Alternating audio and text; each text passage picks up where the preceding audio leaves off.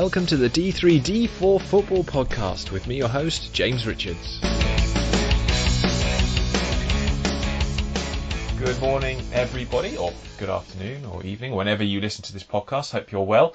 We are back, the D3D4 team, to talk about League 1 and 2, the best divisions on earth. I keep saying that, and every time I look at the league tables, bearing in mind we've only got 4 or 5 games to go, I still think, there's so much to play for. A little less in League 1 now after this weekend, you'd think. It's looking like things are more decided, but League 2 certainly not yet. Although if you're a Cambridge fan, you've got to believe that you are one win away, surely, from getting into League 1. I mean, that'd be an amazing promotion. I can't actually remember off the top of my head anyway, the last time Cambridge were in League 1. Obviously, they've been up under Mr. Beck. I think John Beck took them to the cusp of Premier League promotion or Division 1 promotion back in the 90s. But it's been a while for Cambridge to get back to the level of League 1. So that should be hugely celebrated for them when it is confirmed. And it is a matter of when, not if now, I feel, for them. But let's before we jump into football, let's just check in with the co-hosts of this podcast. Ed Walker, firstly. Ed, have a good week, mate. How you doing? Yeah, the week's not been too bad. I can't believe how quickly the season's gone. I feel like I say this most weeks, but to think we're almost a few weeks off from getting it finished and getting the playoffs underway, it's quite incredible. Yeah, it's gone quickly. How are you doing, Chris? Yeah, it's been a pretty good week. Became an uncle for the first time on, what day was it? Thursday. Yeah, congratulations. Which, over the moon with, and got out yesterday to do a bit of shopping and enjoy the pub gardens being open. Yeah. So, things are gradually looking up. I can tell that's your nephew. He's got your hairline, so. Yes, indeed. He's got a bit too much hair, to be honest. He's a stringer, that's for sure. Right. Let's jump in. Come on, League 1. League 1. And there's only one place to start, and it is still one of the worst pitches, probably the worst pitch in the third tier, Peterborough United. But bloody hell, do they make good use of it. A 3-1 win on Friday night against Northampton. Just to reiterate what Peterborough have done at home this season, quite incredible that they have taken 7 more points than anybody else. 6 more points than anybody else, I should say, on their own ground, having played a game less than Hull at home. They've got 48 points from 20 games at home. Only lost twice there all season. Brilliant result against Northampton, who I thought, this is a local derby, I guess, and I thought they'd make it difficult for them. Not sure that was a penalty. I mean, silly move by Mark Beavers. There's a lack of decisiveness about the build-up to that. But lovely passing football. And this is what doesn't compute in my mind, is that pitch, but they play passing football. Yeah. How on earth does that work? It just doesn't look possible, but they make it possible. That first goal from Sammy Smodics was a lovely move and a great finish. And Peterborough, obviously, you look at them now with the results they've had of late, and you think, you know what, they're almost, it's almost done, isn't it? It's between them and Hull for the title. Less so now about who goes up automatically, because Sunderland's form has obviously dropped. They've got that gap now of 8 points between them and third place, so it's pretty much a done deal. Ed, your thoughts on the title? I mean, they've got a game in hand on Hull. If they win that, they'll move level on points with them. Obviously, Hull's goal difference at the moment is far better. So, do you see them pipping Hull to the title, or are we thinking the Tigers are just too consistent? I think the best way to answer that is after Hull's game against Sunderland, really. I think if Hull get through that with the win, then I fancy them. I think I still fancy Hull overall for the title. Not that I've ever really felt a lower league title compared to lower league automatic promotion is that special. Like first and second in their way give the same thing, don't they? So I think most people would be happy with first or second place in this league. You get a better trophy though, don't you? Yeah, you do. But ultimately, you compete in the season for promotion. Yeah. And that's what you want most of it. Yeah, I think it's just sometimes nice to round it off with saying we won the division. Potentially, yeah.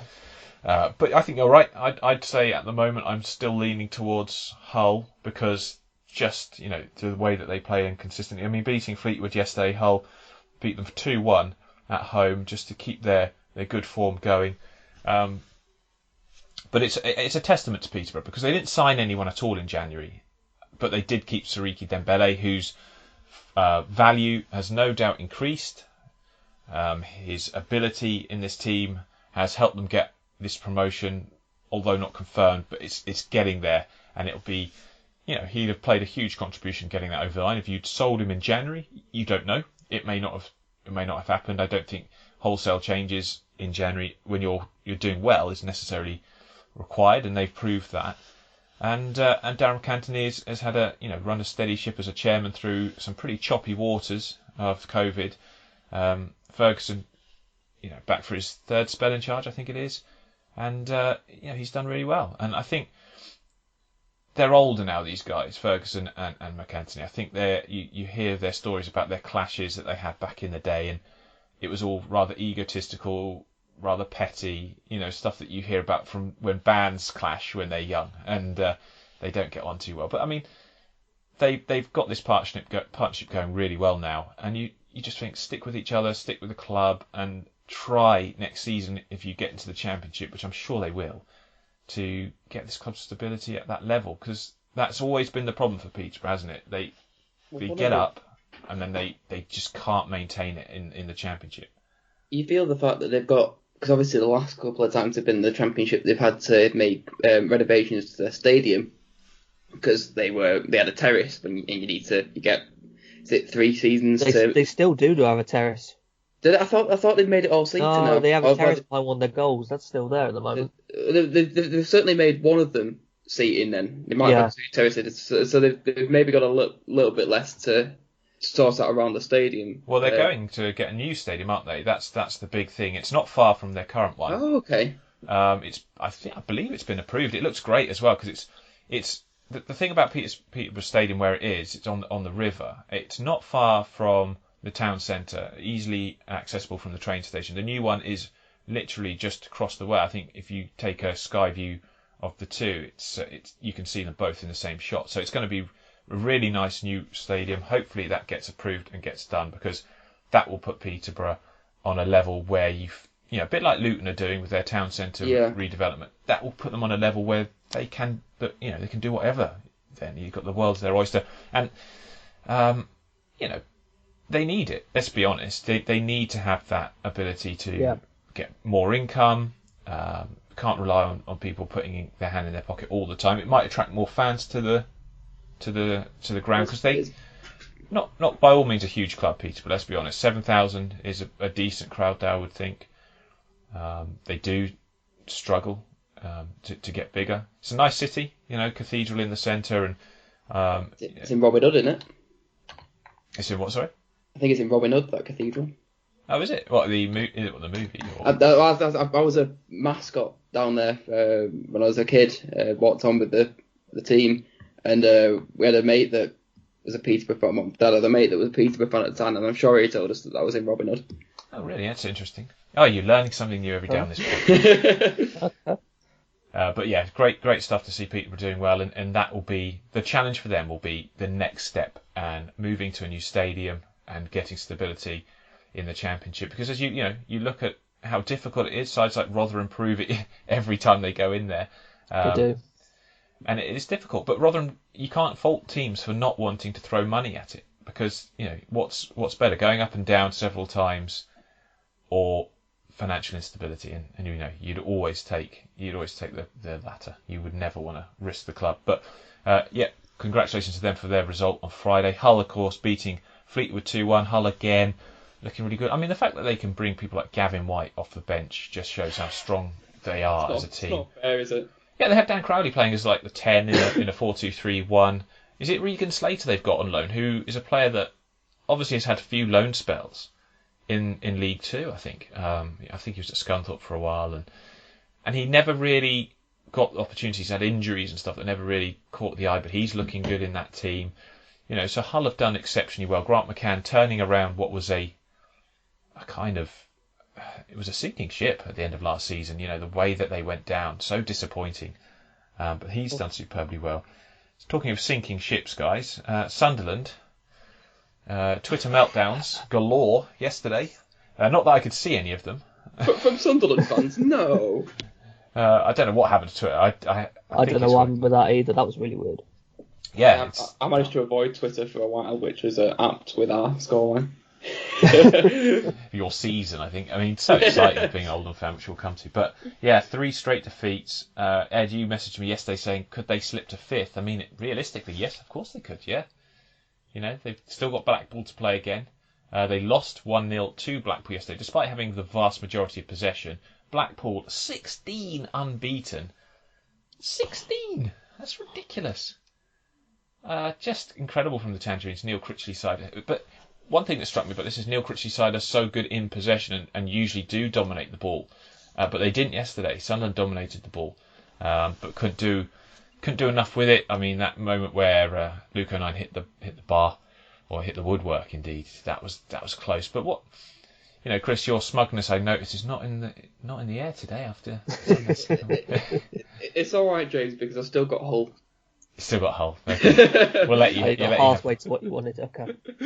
But yeah, I think it's also 1 defeat in like 19 games. I mean, it's just incredible run that Blackpool have been on. Can't take it for granted. Been superb. Not quite enough wins in you know, the draws against Lincoln and Accrington probably mean that they will definitely not be in the automatic promotion race.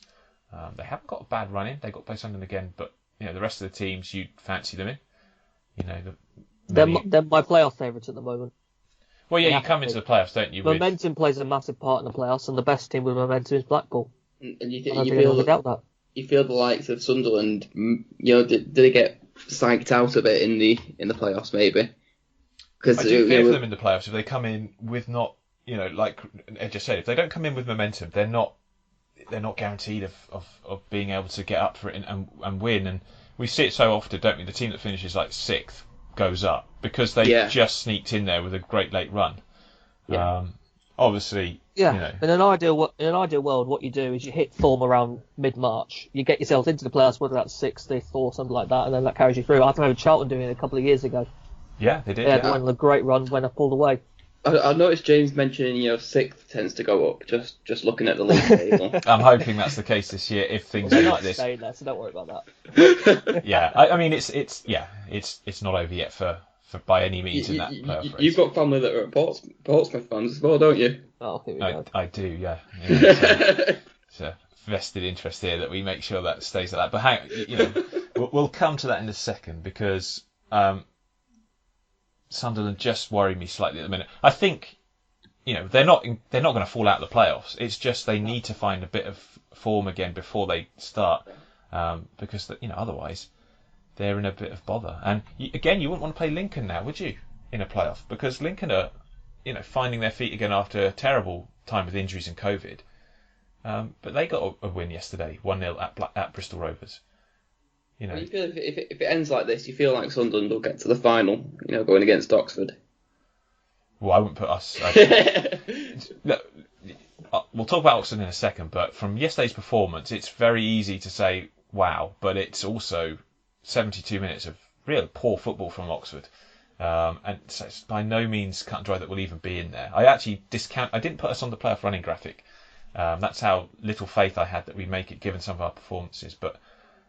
Looking at Lincoln, they have come back from the COVID situation, and I told you when they took that point against Blackpool how big a point that could be for them, just for confidence. And they went and smashed MK 4-0. They've then gone to Bristol Rovers, who are fighting for their life, and beaten them 1-0. They've got Burton next. Tough one after that as well. Not easy finish for them. It's not. They've got to play Charlton away, Peterborough away, and Hull at home. So. But this is Michael Appleton's side. People take them lightly at their peril, and you know, a very important result for them yesterday, just to keep themselves in there. And I think they will finish in the playoffs. There was some doubt about that not so long ago, but with Portsmouth losing to Milton Keynes yesterday by a goal to 0, I don't know, Ed. I mean, Danny Cowley won 4 in a row. He's now not won in 3. What are your thoughts on this Portsmouth side? Because it's just stuttering again a bit. Can we use the term typical Pompey? Yeah, Is I'll that a allow term it. we can? Is that a term we can use throughout? I don't know. I don't know what's happening with that final playoff spot. I agree. I kind of feel like Sunderland, Lincoln, and Blackpool now probably have it, even though we were probably saying Lincoln were going to miss out a couple of weeks ago. And I don't know to that sixth spot. I still think you can't sleep on Charlton with the way they are under Adkins and the form they're in and the unbeaten run they're on. Who's the race between then for that playoff plot? If we're saying Blackpool, Lincoln, and Sunderland will be in it. Well, you have to keep Oxford in there for now, even though they play more than the others. You've got Portsmouth there. You've got Charlton there. Maybe Doncaster, I'm not sure. But I'd probably look. Definitely those three. Potentially maybe Doncaster. You're not fancying Ipswich? No. No. Me neither. No. I'd almost say it's a three-way race between Oxford, Portsmouth, and Charlton, personally. Okay. I still fancy Portsmouth, I think. It should be. I mean, yeah, it really should be. I'm wondering if the Peterborough curse is contagious. Yes, much like COVID. Yeah. I do wonder, but I mean, Oxford will need to play a lot better than they did yesterday. For 72 minutes against Gillingham, they were out-muscled, outplayed, outfoxed, outthought. They were much, much the worst side in that match. And it looked like, we were going to lose. Gillingham would have done the double over us for the first time since the 1999-2000 season. And Verdane Oliver missed a great opportunity to seal it. He put one wide. They were 2-0 up. Robbie Cundy, who's an Abingdon lad, from the area, scoring that goal sort of seemed to be like, that's it, icing on the cake for Gills, 2-0 up. But Sam Winnell, who's been a rare goal scorer for Oxford this season and put in far too few good performances, in my opinion, for a guy that many thought would be like up there in the league top scorers. He scored a really nice finish to make it 2-1 almost immediately after Gillingham made it 2. And then Gillingham, you could just see the players physically shrink a bit. They sat back. They didn't keep doing what they're doing all game, which was high press, pushing for goals. And once they did that, against Oxford, who thrive on those sort of situations where we can get at teams with them sitting back and try and break them down. We got the balls wide. Dan Adjei came on and made a huge difference because Shodipo was awful yesterday. He was so ineffective on the left, on loan from QPR. He's had a good season overall, I think. Scored some really important goals, but he was not at it at all yesterday. Really poor.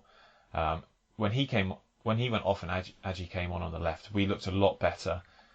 Sam Long just signed a new 3-year contract. I mean, he's turned out to be such a good player. I remember when I was at, I think, the Scunthorpe game with Gabe Sutton last season or the season before, and Oxford beat them. But Long did not look anywhere near the dynamic kind of fullback Oxford needed to play the style. He has done brilliantly. I mean, he scored the equaliser, which I thought was a fantastic header, and then he scored the winner with that flicked finish. And the scenes in my living room, I mean, my kids were thinking, what's wrong with Daddy? He's gone nuts here. Yeah, probably. My little boy is like, he thought, oh, something's happening, because he's just following me around giggling, because he thought, oh, Dad's in a great mood, I'll just have a bit of that, I'll join in. But yeah, I was absolutely over the moon, because it keeps us in contention, but it also robs Gillingham of the opportunity to go above us. And I don't know. I thought the shenanigans around the advertising boards were quite amusing.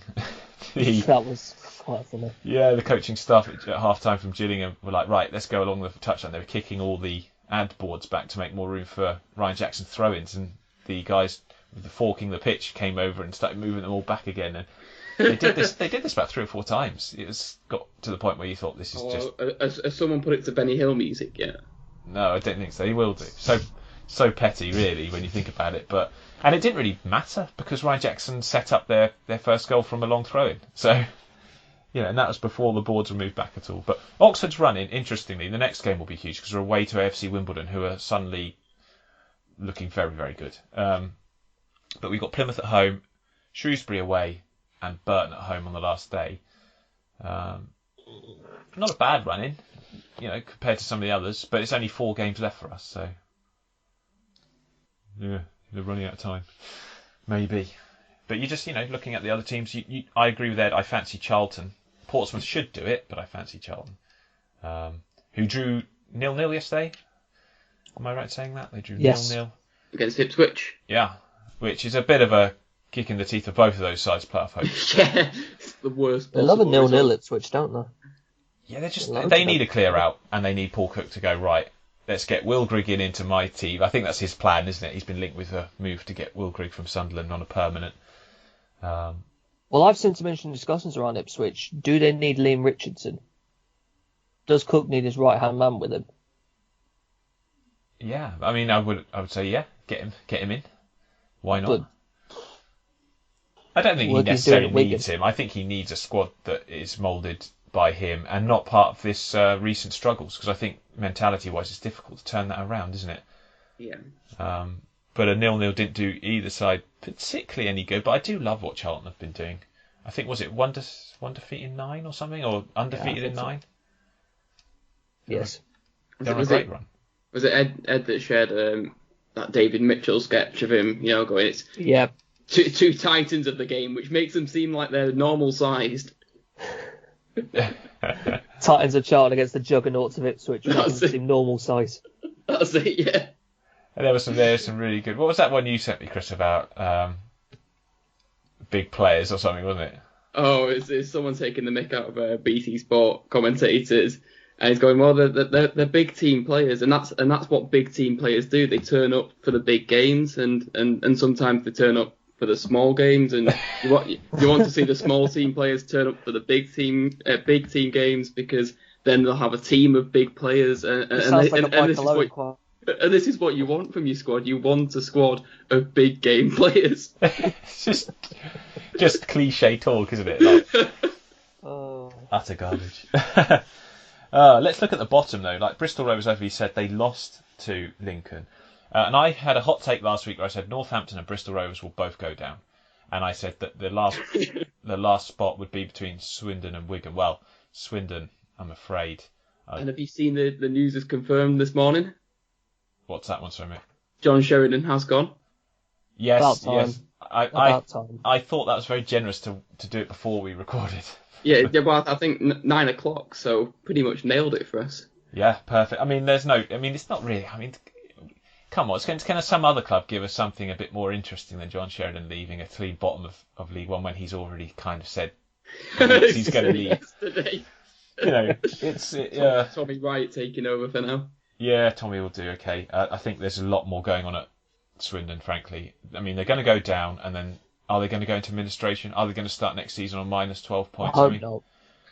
Oh, it'd be.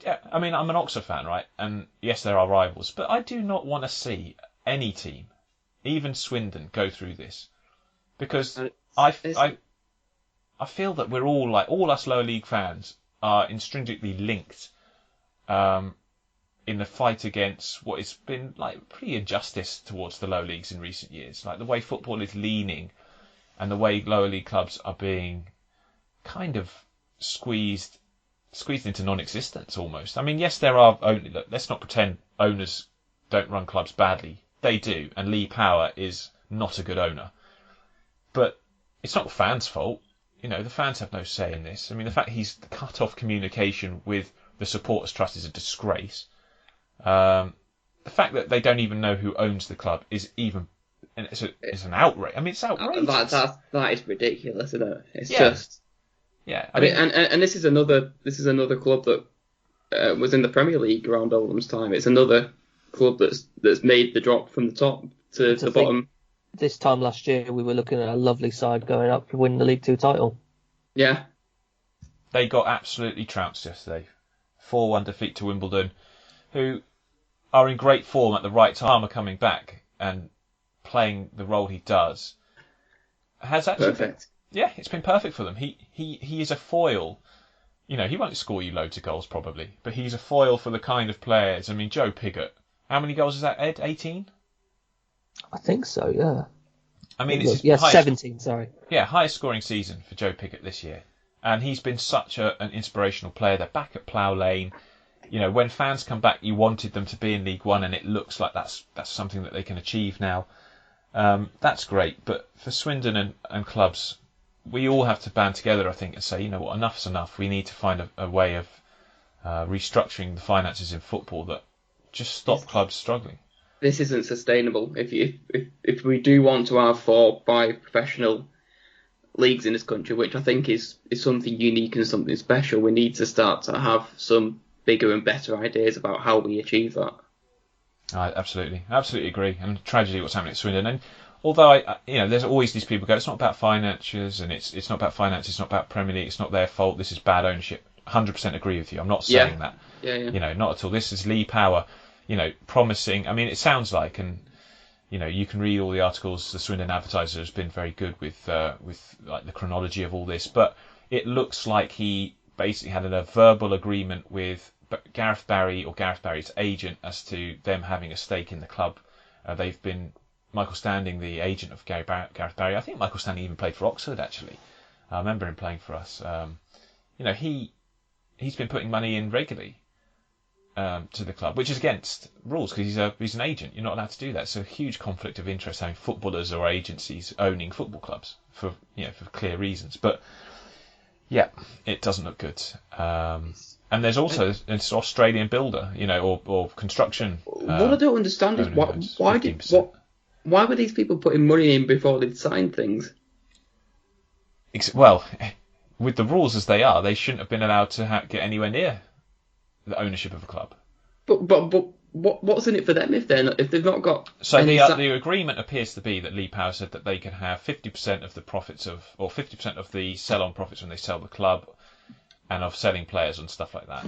And it all came to when Matt Ritchie was sold. This is where all the trouble began because, they obviously owed loans to the previous chairman, and Lee Power said that I'll use the money from Matt Ritchie's transfer to pay off the previous chairman. And Michael Standing apparently, even according to the court conversation I saw, even gave extra money to top it up to pay all the loan off, which then wasn't paid off. So where did that money go?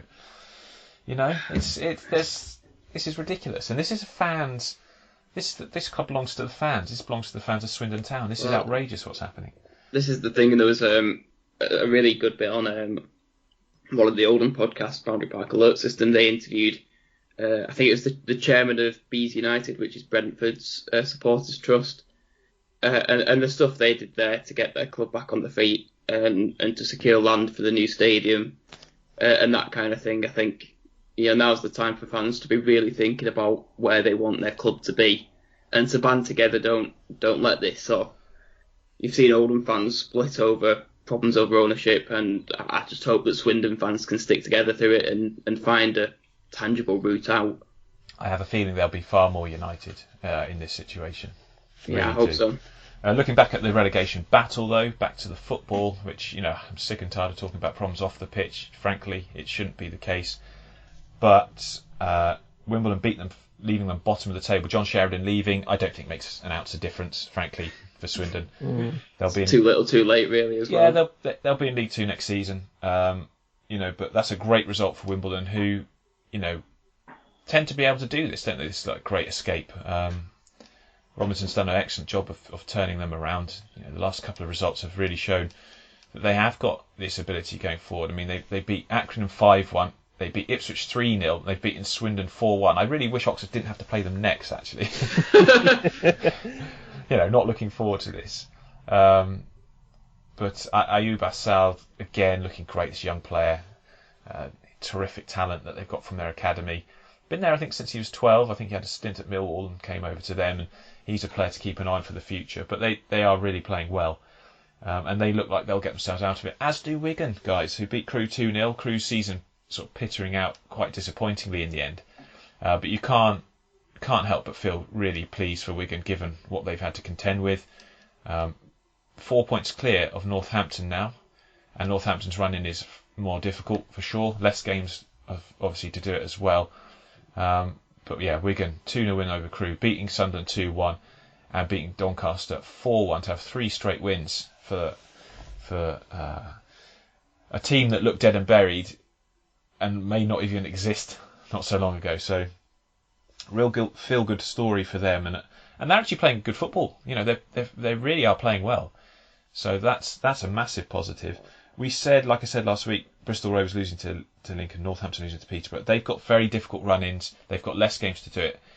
Are we are we thinking this is the 4 that go down? And Matt, Rochdale fan, told me to make sure we write off Rochdale because they've been doing a lot better since we did that last time. So let's write them off. Let's write them off now. But what do we think about that? Because Rochdale are the only team. I personally think Rochdale will stay up. Oh, he's done you there, Matt. Oh dear. Oh, you're a cruel man, Chris Stringer. Cruel man. He just wants to rival in League 2 next season that isn't Salford. That's why. Yeah. Your big rival with Salford. We're playing the big rivals of Salford. Yeah. Oh dear. So, do we discount Rochdale? Are we saying this is how it will be? These 4 go down. I mean, those last 2 wins means you can't really ignore them. Rochdale. It's what this relegation. We've been saying this for months. I think this relegation battle. You write a team off and they go win 2 games in a week, and it completely changes the look of things. I don't think you can, because they've still got that game in hand, which could put them potentially a bit behind Wigan. I can't remember that run off the top of my head. Let me have a look. They've got to go. They've got Blackpool, Crewe, AFC Wimbledon, which is important, Doncaster and Milton Keynes Dons. So it's not easy, but this is League One. Like, anything's possible with this league. Yeah, I mean, you just look at what Wimbledon have achieved recently. And Wigan. Beating teams like Sunderland. They could do it. Wigan staying up that's unbelievable. If they manage to pull it off, which it looks, I think they will. It looks like they will. Yeah. I think they will. But we'll see. Other results: Shrewsbury lost 2-0 at home to Doncaster. Despite the result, I think Doncaster's season is probably done. I'm not yet convinced that they'll go on this great run they need to. Burton and Plymouth played out a 1-1 draw. Nice to see Hardy score again. I think he's had a very understated season. I think he's been really good. The stats look impressive, and I think he's been a really good signing for Argyle. They just need to next season be a bit more resilient, a bit more defensively sound, and if they can do that, then they're a team I think we'll keep an eye on closely, because they've got great potential. Certainly have great potential at home park to be a team that can go and challenge at the top end of this division. Hull are top of the league, 82 points, 42 games played, a 3-point lead over Peterborough, who've played a game less. They have 79 points. That's an 8-point gap on Sunderland in third, who've got 71 points from their 41 games. Lincoln, Blackpool and Oxford make up the playoff places at the moment, though Portsmouth have a game in hand on Oxford and they're level on points. Oxford are literally in the playoffs by a goal. So that's all it is at the moment. Charlton and Ipswich just outside. Doncaster are 5 points out of the playoffs, though they do have a lot of games in hand. They've only played 40 games, so they need to go on a run to do it. Gillingham's season looks over, 59 points, only 4 left to play for them. So that looks to be that for the Gills. Swindon bottom, Bristol Rovers second bottom. Rochdale now in 22nd. Wouldn't have said that a couple of weeks ago. Really good couple of wins that's given them hope. Northampton in the bottom 4, but 4 points adrift now of Wigan. So the gap has opened up, and Wimbledon on 45 points. Shrewsbury in 18th look very much safe. A 10-point gap, not going to fall in. Let's jump down into League 2. League 2. And we've only got 20 minutes really to talk about League 2, which seems such a shame because there's a lot going on still in this division. Friday night's game saw Crawley bring themselves right back into playoff contention. A 1-0 win against league leaders Cheltenham Town. Nice finish from John Maguire, Drew. I'd say it was a pretty even game. I know John Yem said in his pre-match that they could have scored 4 or 5. I'm not quite sure I agree with that, but it's been a much better run. And I think Crawley are looking... I wonder if they just ran out of steam and this has been the issue with them. But they... On their day, Crawley, we know, can play well. But a lot of teams, a lot of people who I've spoke to still think that Crawley are one of the worst teams that they've seen this season, because when they play badly, they tend to be pretty off it. But when they're on it, and Tom Nichols, I think, has been an absolutely superb player for them this season. He is such a technically gifted player, and he makes them tick. And if they lost him, I would fear for them. But I saw your tweet, Ed. Max Waters, where the hell's he gone? Cardiff signed him, and basically they don't want to use they play a lone striker, and they won't use a guy who's basically a poacher. They need a focal point, which they've got in Keith Moore. So he's playing for their under-23s, and he's scoring a lot of goals. but it's just not developing him to the rate you want, I think. I'm a bit disappointed about that. I remember the Thee at the time. The Thees that were circling around him pretty much meant it was only ever going to be a championship club that got him, but I never felt like the championship was the right move for him at the time. They just weren't going to trust a guy that young at that stage of his career with such a small set of games as evidence. He was exceptional at Crawley, and there was never the sense, I think, that he was really going to do that straight away. I think this even more proves what a wonderful piece of business that was for Crawley, though. Wonderful Crawley were the winners out of this deal, certainly. Oh, absolutely. I mean, you get that amount of money through. In a pandemic, when they need money to survive, that is great business. Crawley fans have got to really take their hats off to their owners for doing that, because, and it does say, again, it screams that if you get a one-season wonder player, and I'm not saying Max Waters is that, but he's not had the pedigree of many seasons producing over and over again loads of goals. He came in and did it really well for 6 months, something like that. Wasn't 6 months, it was 2 months. Yeah. That was it. Yeah, he got that in 2 months. He's still their top scorer, still. He's still their top scorer. Yeah. He hasn't played since Boxing Day. He's still their top scorer. Mad, isn't it? Mad. I'm sure if I put out the list of top scorers in this division, he'd be in the top 10 still, wouldn't he? I mean, he must be. He's just a bit outside the top 10. Yeah, crazy though, isn't it? 13 goals. 13 goals, yeah, crazy. But great business for Crawley, and that's a huge testament to it. I mean, they lost a player in Max Waters that was doing so well, and probably if they kept him, they'd be a playoff team, I reckon. But you take the money any day in that deal. And they still might be a playoff team. And they still might be. Well, yeah, exactly. Morecambe, though, deserve a shout-out for just what a season they've had. 4-3 win over Oldham. Oldham just exciting to watch. I'm sure there's no nails left on the fingers of any Oldham fans this season, though. What a result this was. 4-3, great football. Both teams playing with a skill and style, throwing caution to the wind. Minus the defences. Yeah, exactly. But it's great. You love to see it. Roger Fitton has written a great match report on our website about it, so go and have a look at that. I mean, he does pay testament to the football that was played in it. Really good match. And Morecambe are now, a point behind Bolton? Yeah, it's ridiculous. Yeah. I mean, they could see... I mean, Morecambe going up automatically. I've told you before, I got them to a Champions League semi-final on Football Manager 2013. I presume you had Carlos Mendes Gomez the whole way. That guy's just a wizard. Oh, what a player. Well, I mean, imagine if Derek Adams gets them into League One and then obviously takes them as far as Chris did on Football Manager. That would be... I mean, that game at the Globe Arena against Juventus was really special. I can just see Cristiano Ronaldo turning up and going, "Oh, what the hell is this? What is this?" Jan Songa would go straight through him. It'd be beautiful. Oh, dear. It'd be amazing. I would love to see some Ronaldo tears on the Globe Arena turf. That would be very good. That would be funny. But in what a season they've had. They're playing great football. Derek Adams has done a wonderful job. I mean, it's almost going under the radar too much because they've not quite until now won enough games to really be in the automatic promotion contention. They kind of every time they've got there, they've lost the game. But yesterday was a vital win for them. They were 4-1 up. So lost as well. Yeah, Bolton lost to Grimsby. So Morecambe, huge credit for them. But they had done a massive favour by the Mariners, who again, what a kick in the nadgers for them that Colchester beat Walsall in the late kickoff. But yeah, Evan Corey, I think it is his name. The guy played left wing, 18 or 19 years old, playing on down the left side of the pitch. Looked like he had a great game for Grimsby. They should have scored more, frankly. I mean, James Hansen, I think it was, who missed a real opportunity.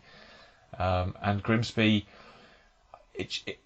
what I'd say this does, right, if you look at the running, it's still likely they'll go down. But if you can beat Bolton, what confidence that will give those players in that final few games. Yeah. Go and win them. Go and win each game. Because if they do that, they're putting a lot of pressure. And Colchester still have to play Southend. That game is midweek, isn't it? It's on Tuesday. It is. I think the world will be... Well, I say the world. The world will be watching. The world. Essex will be watching. I love that. The world. The world tunes into Colchester United v Southend United. Yeah. And all's good with the world. We go live to the fans' arena. Exactly. If the Colchester media team are technical enough, what I'd like to see them do is, in when evil people on like Bond movies or something. They take over all the TV sets in the world to get their evil message across. Can we try and get that for this match? Like every TV and every channel showing Colchester versus Southend United on Tuesday night. You can just see the fan zone in Beijing, just, Yeah. really bustling with fans ready to watch this one. Some pensioners going, "Where's Gardener's World, dear? This is not Gardener's World. What's going on?" But yeah, that would be amazing because that game now has real bite to it. Colchester, guaranteed 0-0. No, you said all this. It will be 0-0. Oh, this will be a draw. This will definitely be a draw. Yeah, it will be. Like Carlisle Port Vale, like both teams have got this great record of scoring early. It had 0-0 written all over it, didn't it? In a game which Port Vale had to win to keep their very, very slim playoff hopes alive. And you feel Carlisle really... I mean, Carlisle's still in it, no doubt about it, but they'd have liked 3 points here. But Chris Beach has turned this team around from a few weeks ago, and he continues doing that. Exeter stuttered. They drew 0-0 with Phil Brown's Southend United. Again, Southend just can't score goals. That's the big problem. It's weird, like the bottom two aren't actually that terrible, are they? I don't know. In terms of recent form, they're not. No, I mean they're not. As in the recent form isn't that bad. You wouldn't think of it being as the bottom two form, but they're probably still going to stay in there. Southend still playing Tim Dieng up front. No, he's actually out injured.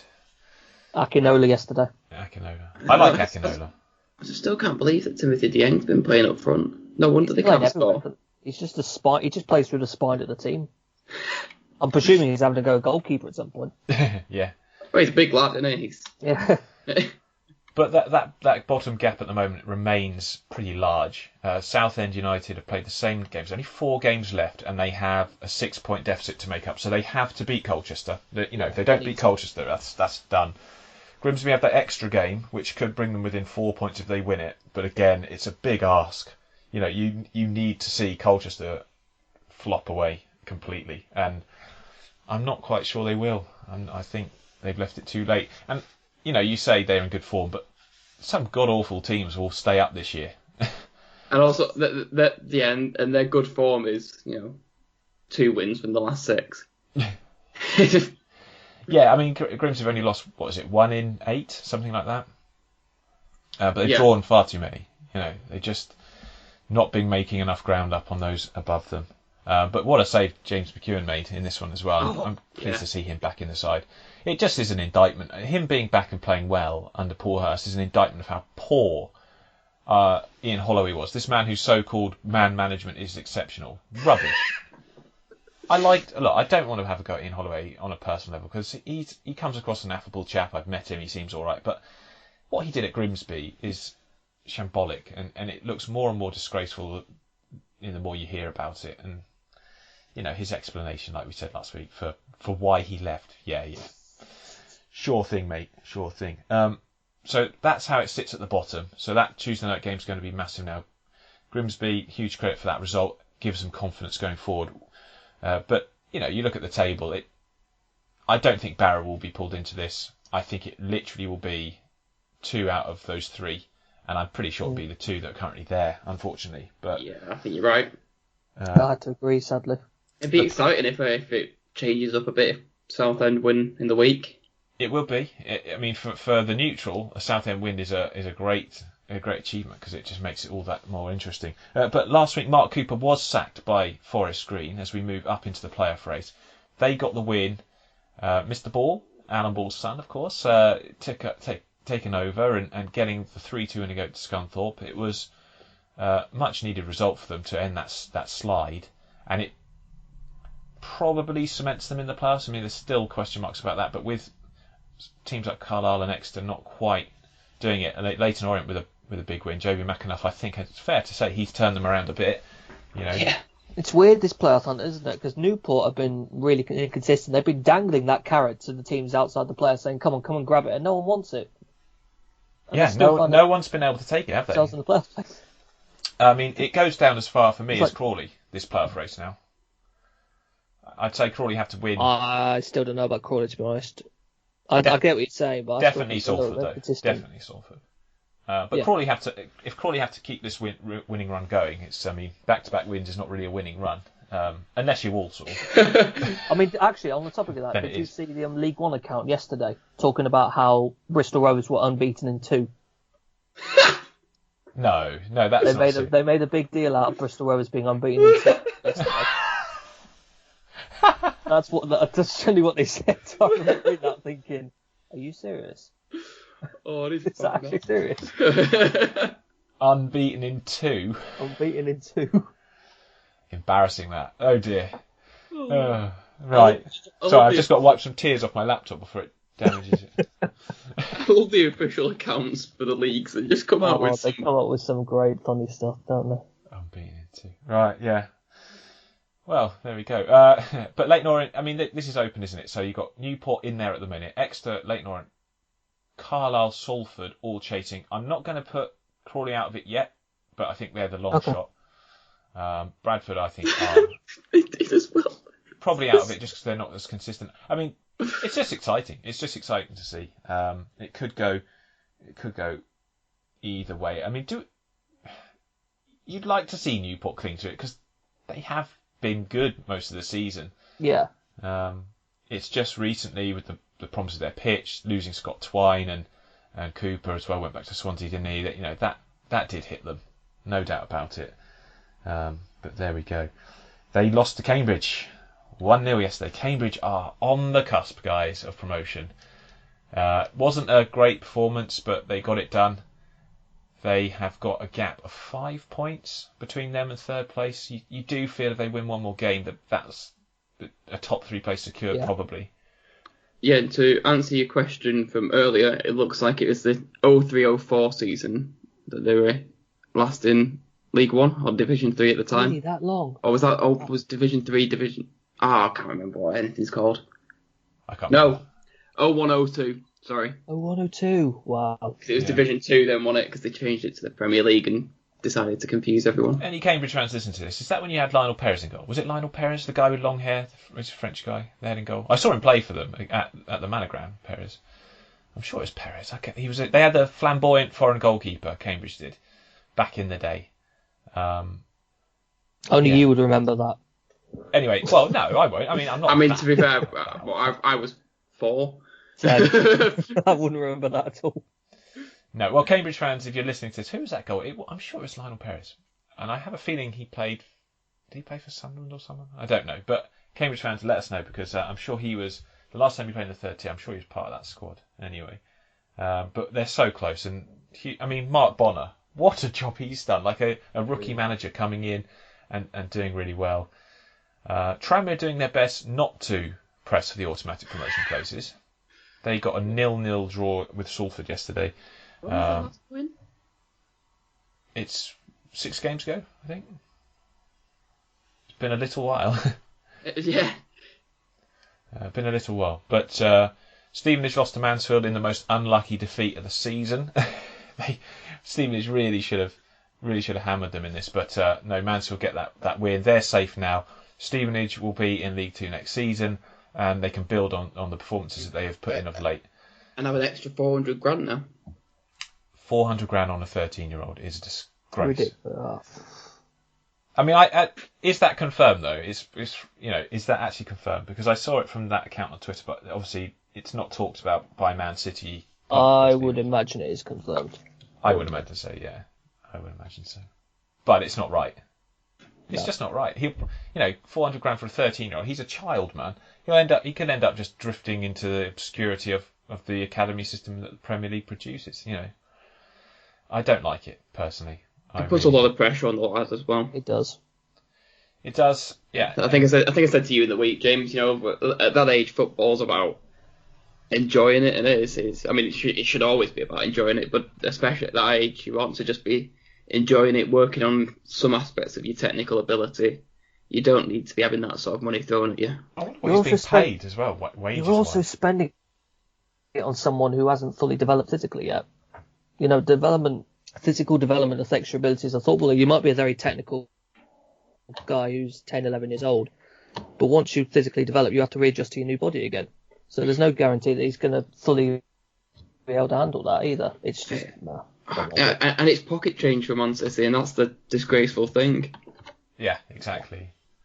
It's not right, and we've said it many times, but it doesn't sit right with anyone and I think everyone on Twitter was very much of the same thought process that that's not right. It's not what you want to see happening in football. Anyway, Bradford fans, I'm sorry about this, but you lose the Yorkshire Derby yesterday. The Yorkshire Derby. Behave. This is quite a low. Well, I mean, who would have said Harrogate Town were going to beat Bradford home and away 10 years ago? Yeah. Bradford Park Avenue, maybe. Park Avenue. That would have been worse, surely. That would have been worse. Imagine Park Avenue beating Bradford City. Oh. I think Chris meant Harrogate beating Bradford Park Avenue. That's what I meant. Oh, that's what you meant. Okay, sorry. Rather than Bradford Park Avenue beating Bradford City. But yes, I agree with Ed, though. The sentiment would be a lot worse to see Bradford Park Avenue. Park Avenue win a bit. Yeah, do the double over the sea. But yeah, Simon Weaver, he's had a very good season in charge this year. He's been there a long, long time. I know his dad's the chairman, so you can kind of see why he's not going to. Is he really? Yeah, Yes, he is. Irving Weaver's the chairman. So, however, it does lean again to like stability being the way to get success, because he's I don't buy into that, James, at all.